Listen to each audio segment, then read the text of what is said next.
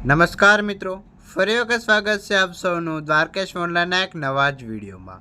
તો આજના વિડીયોમાં આજે આપણે વાત કરવાના છીએ ગુજરાત ગૌણ સેવા પસંદગી મંડળ દ્વારા જે સીસીસી ગ્રુપ એ અને બીની ભરતી બહાર પડી છે તેના વિશે.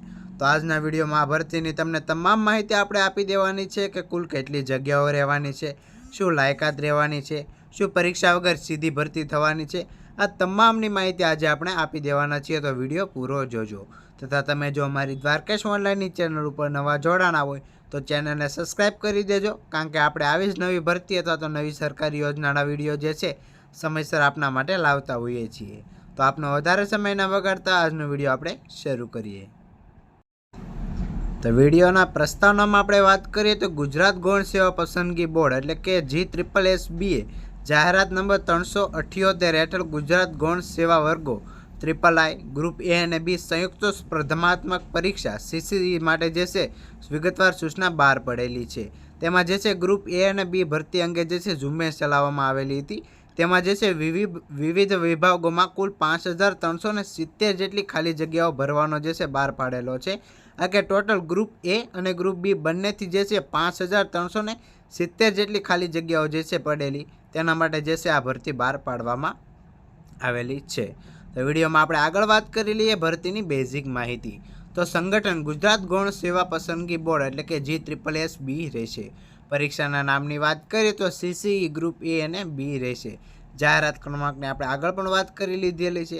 જ્યારે કુલ જગ્યાઓની વાત કરીએ તો ટોટલ 5370 જગ્યાઓ રહેશે, જેમાં ગ્રુપ એ 2365 પ્લસ ગ્રુપ બીની 3005 જગ્યા એટલે ટોટલ 5370 રહેશે.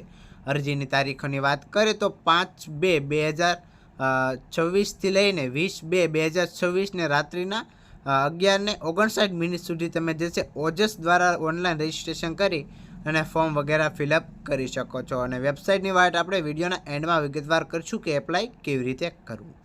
હવે આપણે વાત કરી લઈએ કે કયા વિભાગમાં અને કયા ગ્રુપમાં કેટલી જગ્યા ખાલી છે. સૌપ્રથમ ગ્રુપ એની વાત કરી લઈએ તો સમાજ કલ્યાણ નિરીક્ષક નિયામક વિકાસશીલ જાતિ કલ્યાણ માટે 125 જગ્યા ખાલી છે. ઓફિસ સુપ્રિન્ટેન્ડન્ટ માટે 3 જગ્યા ખાલી છે. કલેક્ટર ઓફિસ ક્લાર્ક મહેસૂલમાં કલેક્ટર કચેરીઓમાં ટોટલ 1600 જેટલી જગ્યા ખાલી છે. જ્યારે મુખ્ય કારકુનમાં વિવિધ વિભાગોના વડાઓ તરીકે ટોટલ 134 જગ્યા ખાલી છે. અને સિનિયર ક્લાર્ક જે વિવિધ વિભાગોના વડામાં જે છે ટોટલ 503 જગ્યા છે. આમ ટોટલ જે છે 2365 જેટલી ખાલી જગ્યાઓ માટે જે છે GSSB દ્વારા જે છે આ ભરતી બહાર પડેલી છે. ત્યાર પછી આપણે વાત કરી લઈએ ગ્રુપ બીમાં ટોટલ કેટલી ખાલી જગ્યાઓ છે. તો ગ્રુપ બીમાં જુનિયર ક્લાર્કની ટોટલ જે છે 3005 જેટલી જગ્યાઓ માટે જે છે ભરતી બહાર પાડવામાં આવેલી છે. હવે આપણે વાત કરી લઈએ કે કયા પોસ્ટમાં તમને કેટલો પગાર મળી શકે છે. તો ઓફિસ સુપ્રિન્ટેન્ડન્ટમાં 49,600 રૂપિયા માસિક પગાર, મુખ્ય કારકુન માટે 40,800 રૂપિયા, સમાજ કલ્યાણ નિરીક્ષક માટે 40,800 રૂપિયા, સિનિયર ક્લાર્ક માટે 24,000 રૂપિયા, કલેક્ટર ઓફિસ ક્લાર્ક માટે 24,000 રૂપિયા ને જુનિયર ક્લાર્ક માટે 24,000 રૂપિયા રહેશે. તો આ જે છે તમામ માસિક પગાર જે છે ફિક્સ માસિક પગાર, અને ત્યાર પછી જે છે પ્રમોશન અને જે છે અનુભવ ઉપર તમારા પગારમાં જે છે વધારો થઈ શકે છે. ત્યાર પછી આપણે વાત કરી લઈએ અરજી ફી. તો અનરિઝર્વ અને સામાન્ય માટે જે છે 500 રૂપિયા રહેશે. જે પરીક્ષામાં બેસી ગયા બાદ એટલે કે તમે જો લેખિત એક્ઝામ હાજર રહેશો તો તમામ તમને મળવા પાત્ર થઈ જશે. રિફંડ 500 મળી જશે. જ્યારે અનામત શ્રેણીઓ માટે 400 રૂપિયા ફી રાખવામાં આવેલી છે. તેમાં જે છે ST SC SC BC EWS physical Andy ભૂતપૂર્વ સૈનિકો અને તમામ જે છે મહિલા ઉમેદવાર જે ફિમેલ કેટેગરી છે તે તમામને જે છે 400 રૂપિયા ફી રાખવામાં આવેલી છે. હવે આપણે વાત કરી લઈએ શૈક્ષણિક લાયકાત. તો ઉમેદવાર પાસે માન્ય યુનિવર્સિટીમાંથી સ્નાતકની ડિગ્રી હોવી આવશ્યક છે.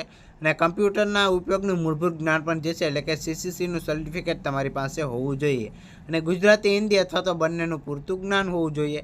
હવે વાત કરી લઈએ 2 નંબર ઉપર આપ્યા ન્યૂનતમ ઉંમર અને મહત્તમ ઉંમર. તો 20 વર્ષ જે છે ન્યૂનતમ ઉંમર રાખવામાં આવેલી છે અને મહત્તમ ઉંમર તમારી જે છે 35 વર્ષ હોવી જોઈએ. જેમાં જે છે નીચે તમને કેટેગરી વાઇઝ થોડી ઘણી છૂટછાટ પણ મળેલી છે. જેમાં જનરલ માટે જે છે 35 વર્ષ મહત્તમ છે, જ્યારે જનરલ સ્ત્રી માટે 5ની છૂટછાટ 40 વર્ષ મહત્તમ છે. અનામત શ્રેણી માટે 5 વર્ષની છૂટછાટ 40 વર્ષ મહત્તમ છે. અને અનામત શ્રેણી સ્ત્રી માટે જે છે 5+5ની છૂટછાટ અને 45 વર્ષ જે છે મહત્તમ રાખવામાં આવેલી છે.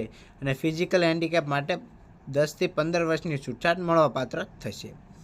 ત્યાર પછી આપણે વાત કરી લઈએ જે છે પરીક્ષાની. તો તબક્કા 1માં પ્રારંભિક પરીક્ષા કમ્પ્યુટર આધારિત જે છે તેને આપણે સિલેબસની વાત કરીએ તો તર્ક 60 ગુણના રહેશે, માત્રાત્મક યોગ્યતા 30 ગુણ, અંગ્રેજીના જે છે 15 ગુણ રહેવાના છે, ગુજરાતીના પણ 15 ગુણ રહેશે અને સામાન્ય જાગૃતિ અને વર્તમાન બાબતોના 30 ગુણ રહેશે.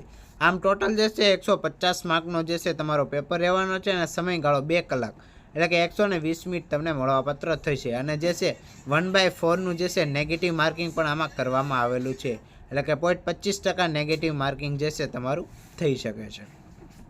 હવે આપણે વાત કરી લઈએ મુખ્ય પરીક્ષા. તો જે છે ગ્રુપ બીમાં જે છે ઉદ્દેશ્ય MCQ પ્રશ્નો 20 પ્રશ્નની એક પેપર રહેશે એટલે કે 200 ગુણનો જે છે એક તમારો પેપર રહેશે. એમાં જે છે ગ્રુપ એ વર્ણનાત્મક છે તેમાં ગુજરાતી ભાષા કૌશલ્ય જે છે, પેપર 2માં અંગ્રેજી ભાષા કૌશલ્ય અને પેપર 3માં જે છે સામાન્ય અભ્યાસનો જે છે સમાવેશ કરવામાં આવેલો છે. ગ્રુપ બી MCQમાં વાત કરીએ તો ઇતિહાસ, ભૂગોળ, રાજનીતિ, અર્થતંત્ર વગેરે જે છે 200 માર્કનું રહેશે અને ટોટલ જે છે 200 માર્ક રહેશે અને આમાં પણ તમને 120 મિનિટનો સમયગાળો રહેશે. તો આ હતી જે છે બેઝિક માહિતી. હવે આપણે વાત કરી લઈએ એપ્લાય કેવી રીતે કરવું. તો સૌપ્રથમ એપ્લાય કરવા માટે તમારે આવી જવાનું છે ojas.gujaratની સાઇટ એટલે કે ojasgujarat.government.in ની સાઇટ ઉપર. અહીંયા આવીને ઓનલાઈન અરજી ઉપર ક્લિક કરવાનું છે. ત્યાર પછી જાહેરાત નંબર જે છે તેના ઉપર ક્લિક કરી તમે રજિસ્ટ્રેશન કરી અને વ્યક્તિગત માહિતી, શૈક્ષણિક માહિતી, સંદેશાવ્યવહારની વિગતો, લાસ્ટમાં જે છે સ્કેન કરેલો ફોટો અને સહી અપલોડ કરવાનું છે. ત્યાર પછી જે છે તમારે એપ્લિકેશન સબમિટ કરવાની છે અને જે છે ઓનલાઈન કેટેગરી વાઇઝ તમને જે તે ફી લાગુ પડતી હોય તે તમારે ત્યાં ઓનલાઈન ચૂકવવાની છે. તમે QR કોડ છે, UPI છે, નેટ બેન્કિંગ છે વગેરે દ્વારા પણ જે છે તમે પેમેન્ટ કરી શકો છો. પેમેન્ટ થઈ ગયા બાદ તમારે જે છે ભવિષ્યના ઉપયોગ માટે પ્રિન્ટ આવું લઈ લેવાનું છે કોલ લેટર માટે. બસ એટલી જ પ્રોસેસ હતી.